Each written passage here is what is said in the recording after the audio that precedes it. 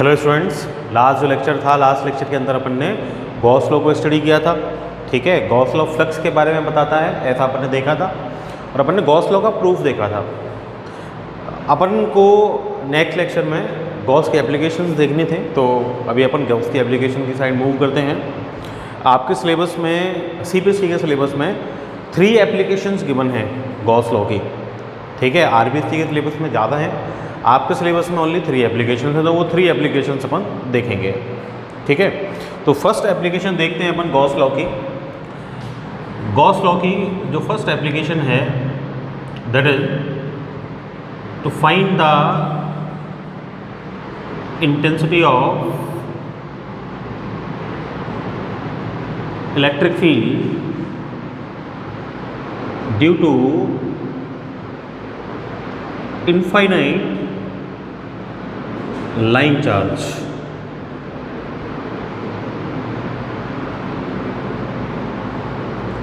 Means मुझे Gauss law का use करना है। ठीक, क्योंकि गॉस लॉ का एप्लीकेशन में पढ़ रहा हूँ, और गॉस लॉ का यूज़ करके मुझे क्या करना है, एक इनफाइनाइट लाइन चार्ज, मतलब एक इनफाइनाइट लेंथ की लाइन है जिसको मैंने चार्ज दिया है, और उससे मेरे को किसी भी पॉइंट पे क्या फाइंड करनी है, intensity of electric field find करनी है। ठीक है, अब भाई देखो कि मुझे क्या बोल रहा है कि भाई एक लाइन है, लेंथ कितनी है उसकी, इनफाइनाइट, उसको क्या दिया मैंने, चार्ज। एक लाइन ले लेता हूँ मैं जिसकी लेंथ कितनी होगी, इनफाइनाइट, है ना। ये डॉटेड है, डॉटेड से मैं इसकी इनफाइनाइट लेंथ को रिप्रेजेंट कर रहा हूँ। ठीक है, तो ये मैंने एक लाइन ले ली। अभी जो लाइन है इसकी लेंथ इनफाइनाइट है, ये डॉटेड से इधर, डॉटेड से इधर मैंने इनफाइनाइट लेंथ इसकी शो की है। इसको मैंने क्या दिया है, मैंने इसको चार्ज प्रोवाइड किया है, तो लेट मैं इसको प्लस क्यू चार्ज प्रोवाइड कर देता हूँ। ठीक है, अब अगर मैं इसको प्लस क्यू चार्ज प्रोवाइड कर देता हूँ, ठीक, तो प्लस क्यू चार्ज प्रोवाइड करने पे क्या होगा कि भाई जो चार्ज है वो इसकी कंप्लीट लेंथ पे यूनिफॉर्मली डिस्ट्रीब्यूट हो जाएगा। कॉन्टिन्यूस चार्ज डिस्ट्रीब्यूशन अपन ने पढ़ा था, और कॉन्टिन्यूस चार्ज डिस्ट्रीब्यूशन ये बोलता है कि कोई भी चार्ज अगर किसी भी ऑब्जेक्ट को आप प्रोवाइड करते हो, तो वो चार्ज उस ऑब्जेक्ट पे सिमेट्रिकली यूनिफॉर्मली डिस्ट्रीब्यूट हो जाता है। That is called continuous charge distribution. Line जो है वो एक 1 डायमेंशनल शेप है। 1 डायमेंशन को आप अगर चार्ज देंगे तो उसके लेंथ पे डिस्ट्रीब्यूट होगा, लेंथ पे डिस्ट्रीब्यूट होगा, तो उसको अपन क्या बोलते थे, लीनियर चार्ज डिस्ट्रीब्यूशन बोलते थे। ठीक है, लीनियर चार्ज डेंसिटी का फॉर्मूला अपन ने पढ़ा था। क्या होती है linear charge density? Linear charge density lambda से रिप्रेजेंट करते थे, क्या होता था, चार्ज अपॉन एल, लेंथ, यही तो होता था। यूनिट होती थी कूलॉम पर मीटर, पढ़ा था अपन ने इसी चैप्टर में पहले। अब क्या हुआ कि भाई मेरा इनफाइनाइट लेंथ है इसकी लाइन की, इसको मैंने चार्ज प्रोवाइड कर दिया, पॉजिटिव चार्ज प्रोवाइड किया है। अब इसको जब मैंने पॉजिटिव चार्ज प्रोवाइड कर दिया, तो पॉजिटिव चार्ज प्रोवाइड करूंगा तो क्या होगा कि भाई ये अपने अराउंड, ये स्टैटिक चार्ज है तो अपने अराउंड इलेक्ट्रिक फील्ड जनरेट करेगा। अब अपने अराउंड जब ये इलेक्ट्रिक फील्ड जनरेट करेगा, तो उस इलेक्ट्रिक फील्ड की इंटेंसिटी मुझे फाइंड करनी है, यूज करना है गॉस लॉ का।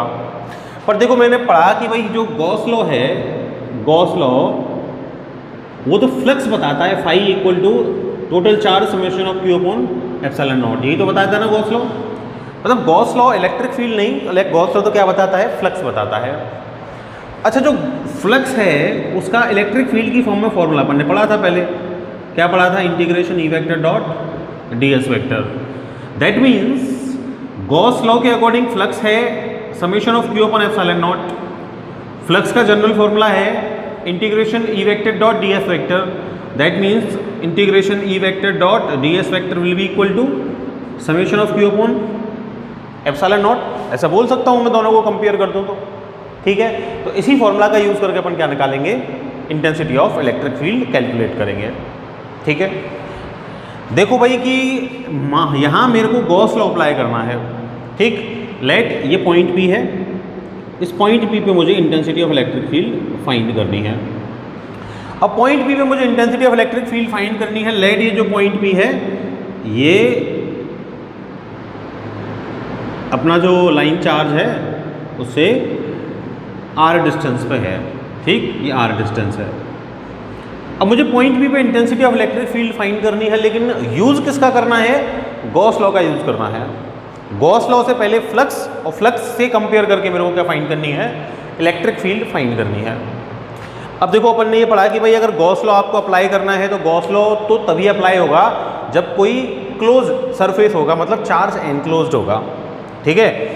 वहाँ मैंने नेसेसरी कंडीशन में ये भी पढ़ा कि अगर चार्ज एनक्लोज नहीं है तो वो चार्ज को आपको एनक्लोज करना पड़ेगा, और आपको अगर वो चार्ज एनक्लोज करना है तो उसके लिए आपको एक गॉसियन सरफेस, एक इमेजिनरी सरफेस जिसको आप गॉसियन सरफेस बोलते हो, वो एक कंसीडर करना पड़ेगा आपको, ठीक है। उसी नेसेसरी कंडीशन में मैंने आपको ये भी बताया था कि जो भी गॉसियन सरफेस आप कंसीडर करोगे, इमेजिन करोगे, that must be according to the shape and the symmetry of the charge object. तो चार्ज ऑब्जेक्ट की शेप और सिमेट्री के अकॉर्डिंग क्या होना चाहिए, गॉसियन सरफेस होना चाहिए, ठीक है। अब जिस पॉइंट से फ्लक्स फाइंड करेंगे उसी पॉइंट से अपन क्या फाइंड करेंगे, intensity of electric field find करेंगे, ठीक है। तो इसका मतलब ये हो गया कि भाई फ्लक्स फाइंड करना है तो वो तो गॉसियन सरफेस से फाइंड करेंगे अपन, गॉसियन सरफेस इमेजिन करेंगे, तो वो गॉसियन सरफेस उसी पॉइंट से पास होनी चाहिए जिस पॉइंट पे अपन को क्या करना है, intensity of electric field find करना है, ठीक है। अब मेरे को intensity of electric field find करना है पॉइंट पी पे, तो मेरा गॉसियन सरफेस कहाँ से पास होना चाहिए, पॉइंट पी से ही पास होना चाहिए। अब ये क्या है, ये एक लाइन चार्ज है, लाइन चार्ज है। लाइन को कवर करने के लिए लाइन कैसी होती है, लाइन होती है एक थिन सिलेंडर, लाइन होती है थिन सिलेंडर। तो लाइन को कवर करना है तो ऐसे इधर से और ये इधर से ऐसे कवर करना पड़ेगा मेरे को। दैट मीन्स लाइन चार्ज की सिमेट्री के अकॉर्डिंग मेरे को अगर लाइन चार्ज को कवर करना है तो मेरा Gaussian surface must be cylindrical in shape, ठीक है। तो सिलेंड्रिकल होना चाहिए, तो मैं क्या करता हूं कि इसको एक सिलेंड्रिकल गॉसियन सरफेस से कवर कर देता हूं, ठीक है। अब देखो मैं इनफाइनाइट को तो कवर नहीं कर सकता, तो मैं क्या करता हूं कि भाई फॉर एग्जांपल पहले मैं इसकी एल लेंथ को कवर कर देता हूं, ठीक है।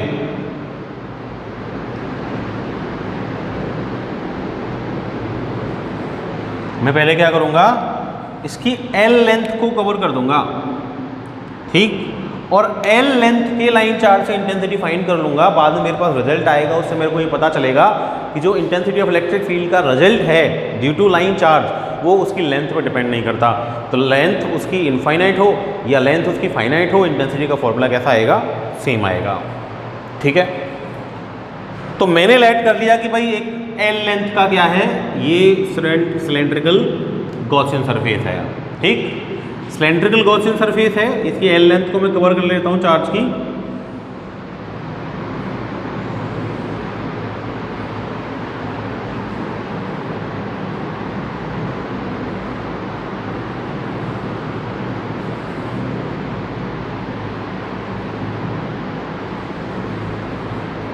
ठीक है, ये मैंने सिलेंड्रिकल गॉसियन सरफेस से क्या कर लिया, इसको कवर कर लिया। ये पॉइंट भी था, ये मेरा गॉसियन सरफेस पे आ गया। इस पॉइंट पे मेरे को intensity of electric field find करनी थी। इसकी लेंथ कितनी लेट की है मैंने, लेंथ लेट की है मैंने एल, ठीक है। अब आर डिस्टेंस पे ये पॉइंट पी है, इससे मेरे को इंटेंसिटी फाइंड करनी है। इंटेंसिटी फाइंड करनी है किससे, गॉस लॉ से। तो पहले फ्लक्स फाइंड करना पड़ेगा। अब फ्लक्स जब पास होता है तो अपन जानते हैं क्या होता है फ्लक्स। भाई फ्लक्स जो होता है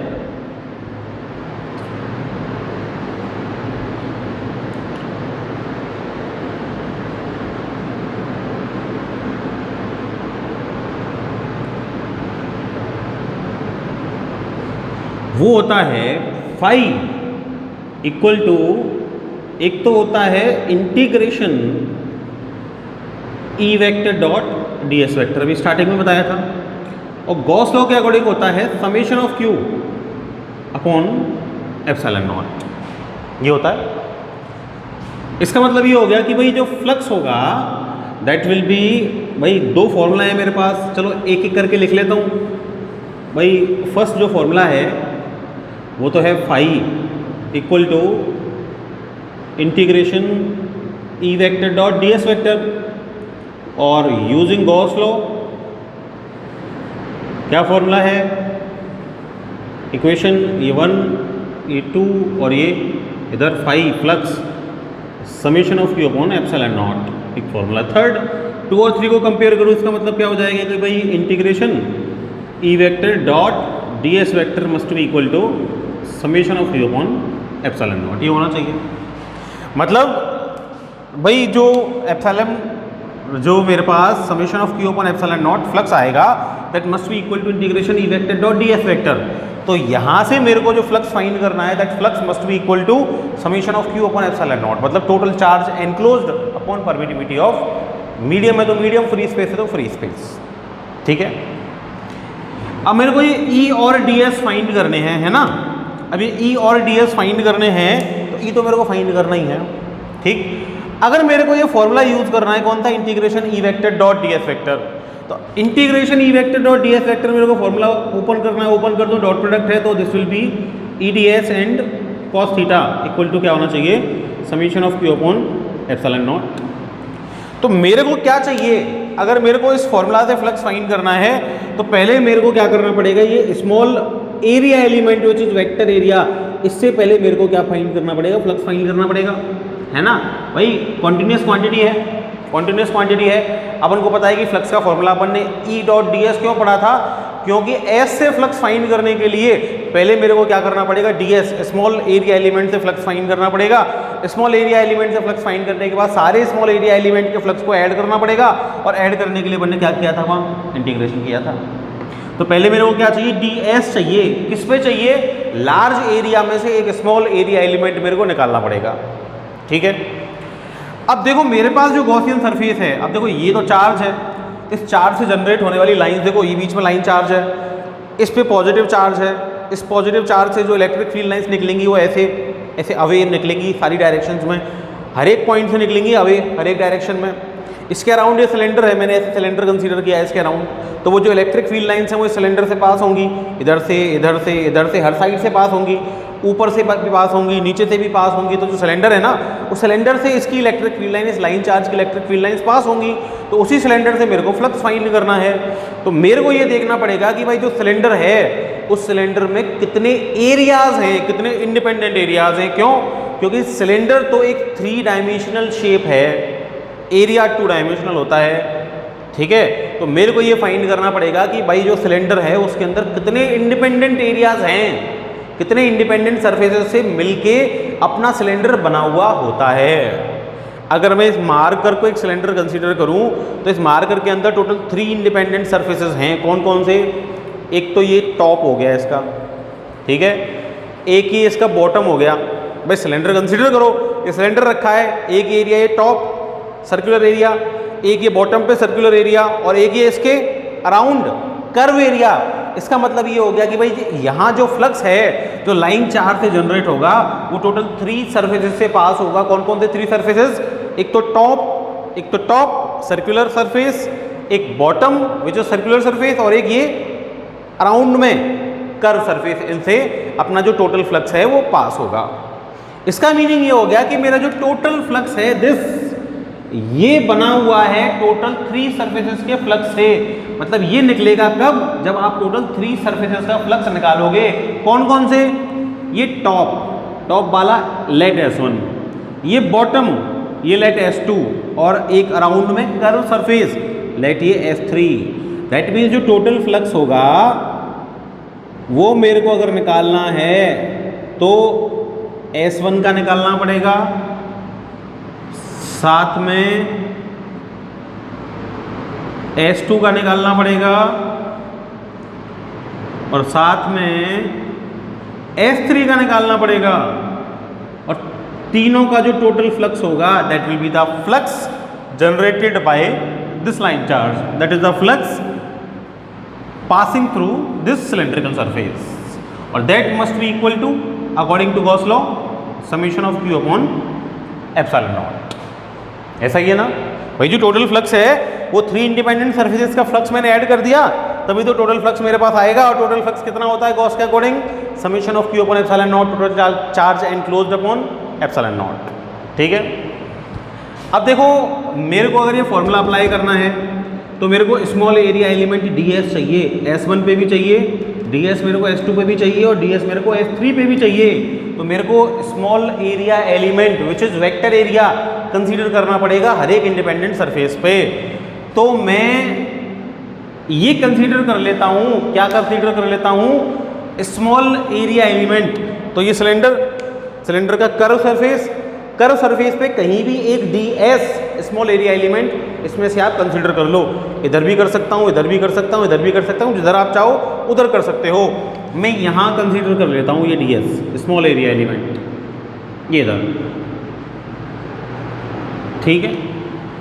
ऐसे है ये, ऐसे कंसीडर किया है मैंने, ऐसे कंसीडर किया है तो वेक्टर एरिया है, वेक्टर एरिया की डायरेक्शन, भाई वेक्टर एरिया है ये ds वेक्टर एरिया की डायरेक्शन किधर होती है, अवे परपेंडिकुलर होती है, नॉर्मल डायरेक्शन में बताया था पहले। तो this will be the direction of vector area which is n cap, ठीक है। ऐसे ही टॉप पे कर लो, तो टॉप पे इधर करूंगा, टॉप पे इधर कर लिया मैंने, ऊपर की साइड टॉप पे है तो इसकी डायरेक्शन कहाँ होगी, ऊपर से देखूंगा तो परपेंडिकुलर अप साइड में, तो परपेंडिकुलर अप साइड में ये वेक्टर एरिया की इसकी डायरेक्शन हो गई, ds वेक्टर ये इसका और ये n कैप इसका डायरेक्शन।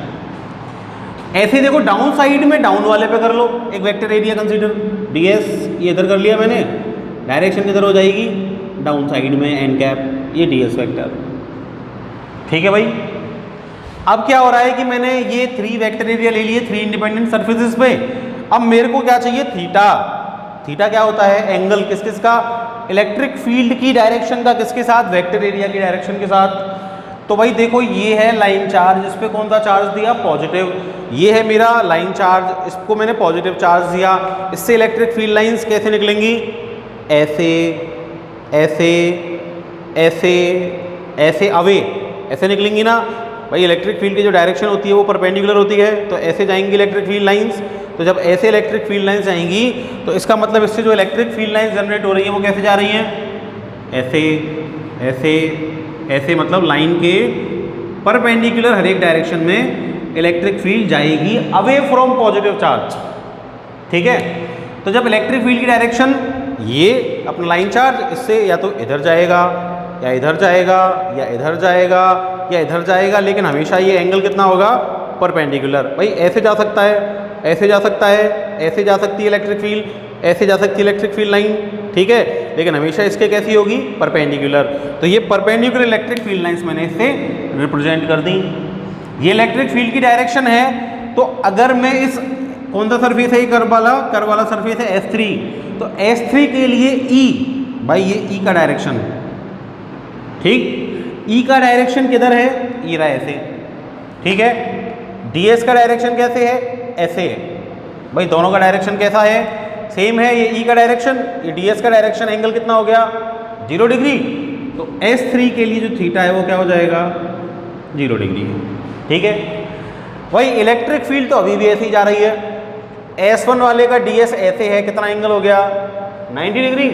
तो थीटा इक्वल टू S1 के लिए क्या हो जाएगा, 90 डिग्री। इलेक्ट्रिक फील्ड अभी भी ऐसे ही जा रही है। भाई S2 वाले का जो ds है उसका डायरेक्शन ये डाउन साइड में हो गया, कितना एंगल हो गया, theta equal to 90 degree. Put कर सकता हूँ क्या, पुट कर दो। पुट करूँगा तो क्या आएगा, देखो ये इंटीग्रेशन S1, ये E ds cos S1 के लिए कितना है भाई, S1 ये रहा 90 डिग्री, प्लस S2 के लिए पुट करो E ds, S2 के लिए कितना है फिर भी cos 90, प्लस S3 के लिए पुट करो E ds cos S3 के लिए कितना है 0 डिग्री, ठीक, और इक्वल टू क्या हो जाएगा, summation of Q upon epsilon naught, ठीक है। अब summation of Q upon epsilon not मेरे पास आ गया। सॉल्व कर दो, एंगल्स की वैल्यू मुझे पता है, पुट कर सकता हूँ मैं। क्या क्या वैल्यूज है भाई, cos 90 0, cos 90 0, cos 0 1। तो इधर मेरे पास बचेगा इंटीग्रेशन E ds, तो cos 90 0, तो ये कंप्लीट क्या हो जाएगा 0, प्लस ये cos 90 0, तो ये कंप्लीट क्या हो जाएगा 0, प्लस ये cos 0 1, तो ओनली क्या बचेगा इधर बचेगा इंटीग्रेशन S3 के लिए किसका, E ds का, और इक्वल टू क्या हो जाएगा ये summation of Q total charge. अब summation of Q total charge मेरे को लेना है किसके पास, इस लाइन चार्ज के पास, ठीक है। लेट मैंने इस गॉसियन सरफेस के अंदर इसको कितना चार्ज दिया है, प्लस क्यू चार्ज दिया है, तो total charge summation of Q will be plus Q, that will be Q and upon epsilon naught. ठीक है, अभी मेरे पास ओनली इतना बचेगा क्या, integration D D S equal to Q upon epsilon naught. किसके लिए इंटीग्रेशन करना है, S3 के लिए। Intensity of electric field integration से बाहर आ गई, E D S S3 equal to क्या आ गया, क्यू अपॉन एप्सिलॉन नॉट। ठीक, अब मेरे को क्या करना है भाई, देखो इंटीग्रेशन करना है किसका, ds का। इंटीग्रेशन मतलब ऐड करने हैं क्या, ds एरिया एलिमेंट्स, कहाँ पे, S3 पे। तो S3 पे जब सारे एरिया एलिमेंट्स ऐड कर दूंगा तो मेरे पास S3 का टोटल एरिया आ जाएगा। ठीक, S3 क्या है, S3 सिलेंडर का कर्व सरफेस है। S3 क्या है, S3 सिलेंडर का कर्व सरफेस है। तो कर्व सरफेस है तो मेरे को क्या करना है, इसके कर्व सरफेस का एरिया पुट करना है। कितना होता है भाई, क्या पुट करना है, E intensity of electric field into area of curve surface equal to क्या हो जाएगा, क्यू अपॉन एप्सिलॉन नॉट। कितना होता है भाई कर्व सरफेस का एरिया, वो होता है 2 पाई आर एल।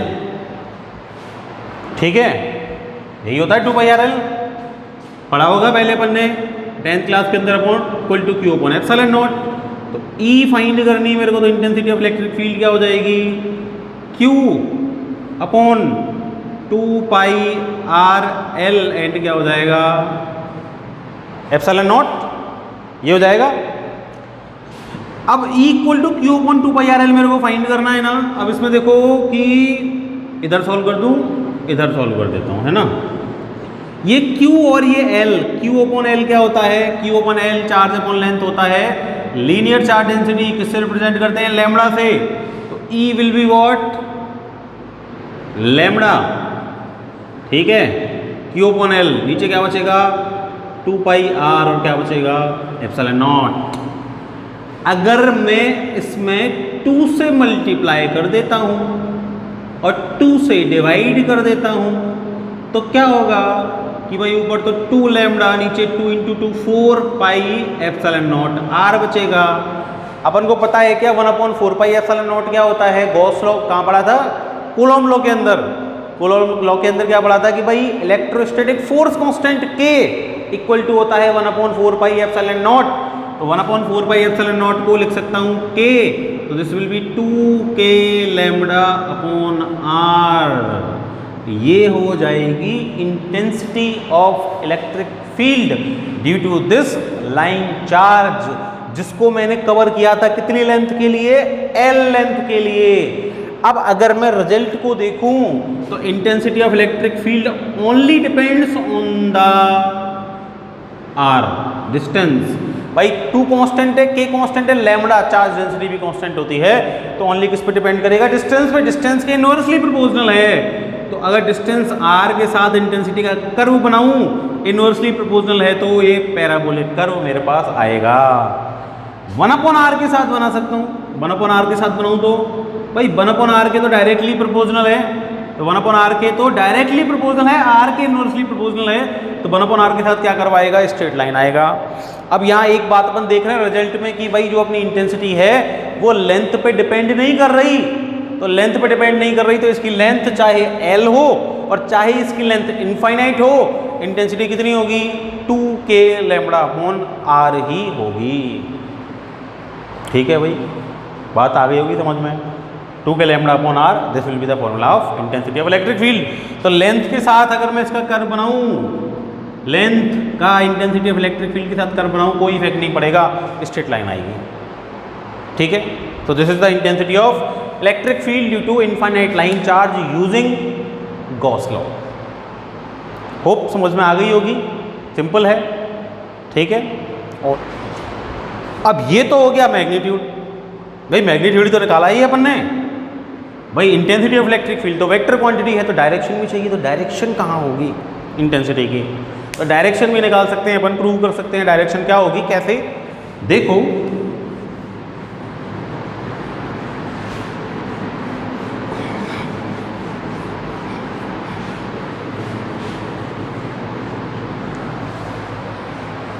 कैसे निकलेगी डायरेक्शन?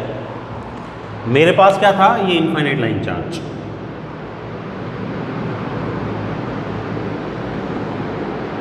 ठीक है, इसको क्या दिया था, पॉजिटिव चार्ज, ठीक है। अब इसको जब पॉजिटिव चार्ज दिया था तो इससे इंटेंसिटी ऑफ इलेक्ट्रिक फील्ड जो 2 के लैम्डा अपॉन आ रही है, मेरे को क्या फाइंड करना है, इसकी डायरेक्शन फाइंड करनी है, इंटेंसिटी की किधर होगी, ठीक है, किधर फाइंड करनी थी, किसी भी पॉइंट पे, वही लाइट इस पॉइंट पे फाइंड करनी थी, ठीक है। ये कहाँ पे था, इसके सेंटर के ठीक सामने। अब इस सेंटर के ठीक सामने मैंने पॉइंट पी लिया है, इसमें मेरे को क्या फाइंड करनी है, ये intensity of electric field find करनी है, ठीक है। अब ये इंटेंसिटी ऑफ इलेक्ट्रिक फील्ड जब मेरे को फाइंड करनी है तो क्या होगा कि भाई, ठीक है, अब इसको मैंने कितना चार्ज दिया है, ये प्लस क्यू चार्ज दिया है।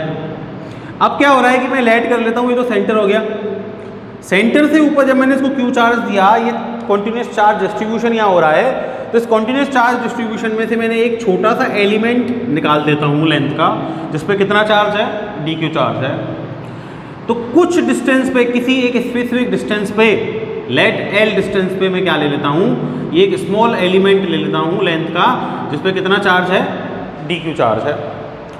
अब ये डी क्यू चार्ज है, तो डी क्यू चार्ज कैसा चार्ज है, नेचर उसका पॉजिटिव है, पॉइंट बी पे इंटेंसिटी जनरेट करेगा, पॉइंट बी पे इंटेंसिटी जनरेट करेगा, तो पॉजिटिव चार्ज से जो इंटेंसिटी की डायरेक्शन होती है that is away from positive. तो अवे फ्रॉम पॉजिटिव, तो इस चार्ज डी क्यू से पॉइंट पी पे जो इंटेंसिटी होगी उसका डायरेक्शन होगा अवे फ्रॉम पॉजिटिव। लेट ये थीटा एंगल है, ठीक है, let D Q small charge से इंटेंसिटी कितनी हो गई, स्मॉल इंटेंसिटी डी ई, ठीक है। अब एल डिस्टेंस पे ही नीचे भी एक एलिमेंट लेता हूं मैं, भाई उस एलिमेंट में भी कितना चार्ज है, स्मॉल एलिमेंट है, डी क्यू चार्ज है। भाई ये सेंटर था, वो इससे एल लेंथ पे ऊपर डी क्यू लिया था, उससे इंटेंसिटी डी ई, इससे नीचे भी एल लेंथ पे मैंने डी क्यू ले लिया, उसकी इंटेंसिटी भी क्या होगी, भाई उस पर भी पॉजिटिव चार्ज है, तो उस पर भी पॉजिटिव चार्ज है, तो उसकी डायरेक्शन भी अवे फ्रॉम पॉजिटिव, और उसकी इंटेंसिटी भी कितनी होगी, डी ई। भाई एल लेंथ पे लिया है तो भाई लेंथ के सामने एंगल भी इक्वल होंगे, तो नीचे वाला भी थीटा। अब क्या होगा कि भाई ये थीटा तो ये भी थीटा, ये थीटा तो इसके सामने ये भी थीटा। अभी मेरे पास ये दो इंटेंसिटीज आई, ये डी क्यू एलिमेंट से, D E and D E. इस डी ई का अगर मैं कंपोनेंट करूं, ठीक, वेक्टर के कंपोनेंट कैसे होते हैं, ये वेक्टर ए जिस एक्सिस के साथ एंगल गिवन है उसकी side vector into cos theta, और परपेंडिकुलर में वेक्टर इनटू साइन थीटा, पता है ना। तो कैसे होंगे डी ई का कंपोनेंट इस एक्सिस के अराउंड, इसके अलाउंग मेरे को थीटा दे रखा है, तो इधर होगा डी ई कॉस थीटा, ठीक है। इसका कंपोनेंट इस एक्सिस के अलोंग, इसका भी थीटा इसी एक्सिस के साथ दे रखा है, तो इसका भी कंपोनेंट क्या होगा, डी ई कॉस थीटा, ठीक है। अब इस एक्सिस के परपेंडिकुलर नीचे वाले डी ई का, इस वाले का इधर कंपोनेंट होगा डी ई साइन थीटा। ऐसे ही इस वाले डी ई का डी ई कॉस थीटा, तो इस डायरेक्शन में, परपेंडिकुलर डायरेक्शन में क्या हो जाएगा, डी ई साइन थीटा, ठीक है। अब अगर मैं total electric field, net electric field निकालूं, तो देखो इलेक्ट्रिक फील्ड ये साइन थीटा, मतलब इस वायर के या इस लाइन चार्ज के पैरेलल में कितनी हो गई, भाई d E sine theta up side में, d E sine theta down side में, दोनों वेक्टर्स के बीच में एंगल 180, अपोजिट डायरेक्शन, और अपोजिट डायरेक्शन में कैसे निकलता है रिजल्टेंट, ए माइनस बी, तो this will be d E sine theta minus d E sine theta. So E क्या हो जाएगा, पैरेलल में इक्वल, अपोजिट, नेट इंटेंसिटी क्या हो जाएगी, 0। इसका मीनिंग ये हो गया कि भाई इस लाइन चार्ज के पैरेलल में इंटेंसिटी ऑफ इलेक्ट्रिक फील्ड क्या होगी, 0, ठीक है। अब इन दोनों के जो D E cos theta component है वो एक ही डायरेक्शन में है, तो एक ही डायरेक्शन में है, तो वायर के परपेंडिकुलर डायरेक्शन में नेट इलेक्ट्रिक फील्ड क्या हो जाएगी, D E cos theta plus D E cos theta हो जाएगी, ठीक है। अब इसका मीनिंग ये हो गया कि भाई ये सिमेट्रिकली अपोजिट उतने ही डिस्टेंस पे ऊपर डी क्यू लिया, उतने ही डिस्टेंस पे नीचे डी क्यू लिया, तो सिमेट्रिकली अपोजिट एलिमेंट से जो इंटेंसिटी ऑफ इलेक्ट्रिक फील्ड आती है वो वायर के परपेंडिकुलर डायरेक्शन में आती है, पैरेलल डायरेक्शन में क्या हो जाती है, जीरो हो जाती है। तो इसका मीनिंग ये हो गया कि अगर ये सेंटर है तो इसके जस्ट ऊपर वाला हाफ अपने जस्ट नीचे वाले हाफ के डीई साइन थीटा वाले कंपोनेंट्स को तो कैंसिल आउट करके intensity of electric field parallel direction में जीरो कर देगा, और ऊपर वाले हाफ और नीचे वाले हाफ के जो डीई कॉस थीटा वाले कंपोनेंट हैं वो सब सेम डायरेक्शन में आएंगे। तो सेम डायरेक्शन में आएंगे तो net intensity of electric field only किस डायरेक्शन में बचेगी, वायर के परपेंडिकुलर डायरेक्शन में बचेगी। इसका मीनिंग ये हो गया कि जो इंटेंसिटी ऑफ इलेक्ट्रिक फील्ड की डायरेक्शन होगी that will be perpendicular to the wire. This is the intensity of electric field due to infinite line charge. ठीक है भाई, एक क्वेश्चन देख लेते हैं इससे रिलेटेड। ठीक है, देखो लेट मेरे को एक क्वेश्चन गिवन है। क्या क्वेश्चन गिवन है मेरे को,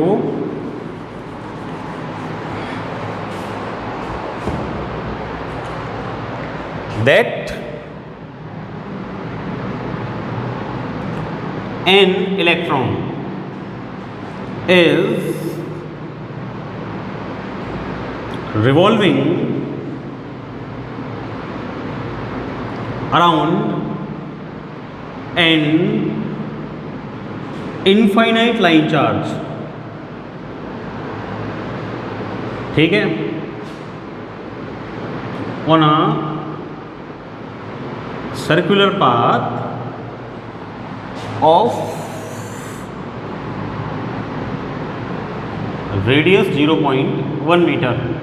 ठीक है, ऐसे बोल रहा है कि भाई एक इलेक्ट्रॉन है इनफाइनाइट लाइन चार्ज के अराउंड क्या कर रहा है, वो रिवॉल्व कर रहा है किस पाथ पे, सर्कुलर पाथ पे। ठीक है, आगे बोल रहा है इफ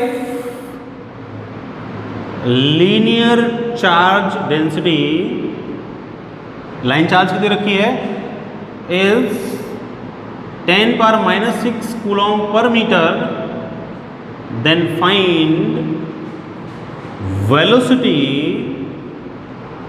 of electron। तो मेरे को क्या फाइंड करनी है, इलेक्ट्रॉन की वेलोसिटी फाइंड करनी है।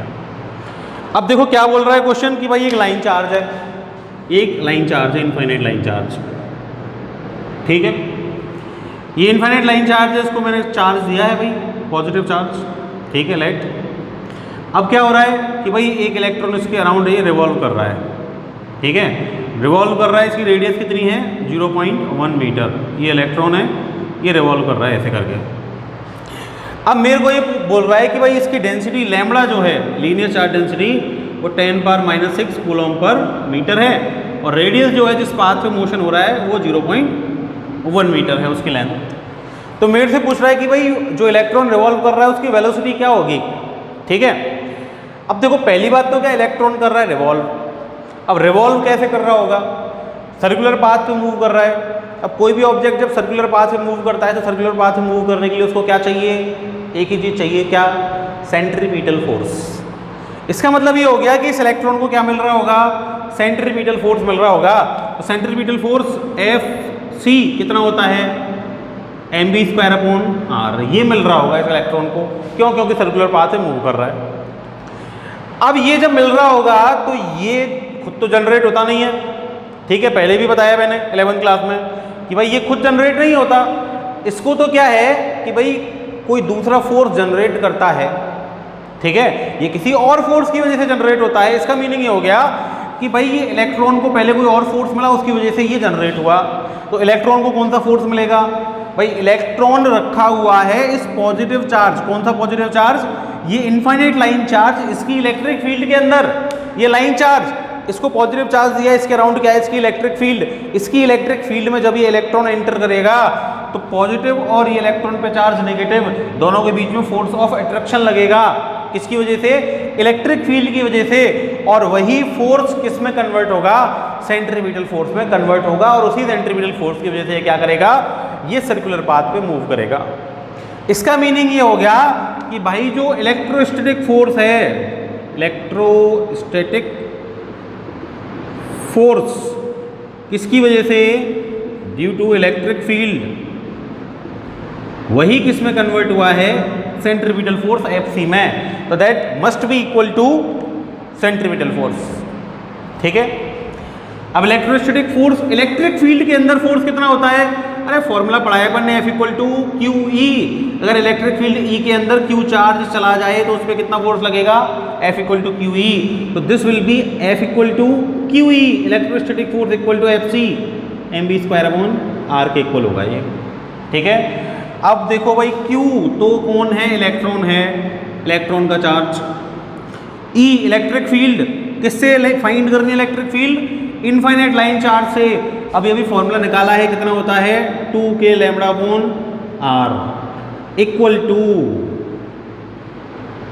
To mv²/r। फाइंड क्या करनी है? वेलोसिटी। अरे सेंट्रीपिटल फोर्स के फॉर्मूला में v फॉर वेलोसिटी तो होती है, कर दो फाइंड। तो क्या हो जाएगी भाई? ये हो जाएगा 2mv² equal to 2k λr into ई, और अपन में क्या हो जाएगा? r। ठीक है।